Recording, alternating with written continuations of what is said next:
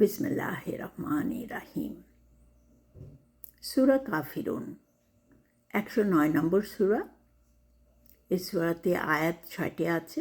এটা একটা মক্কি সূরা এবং এতে রুকু একটা আছে। শুরু করছি মহান আল্লাহর নামে, যিনি পরম করুণাময় ও অসীম দয়ালু।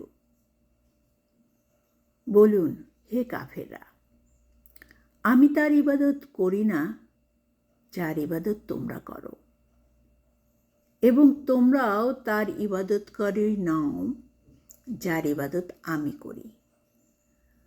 আর আমিও ইবাদতকারী নই তার যার ইবাদত তোমরা করো, এবং তোমরাও ইবাদতকারী নও যার ইবাদত আমি করি। তোমাদের কর্মফল তোমরা পাবে, আমার কর্মফল আমি পাব ইনশাআল্লাহ।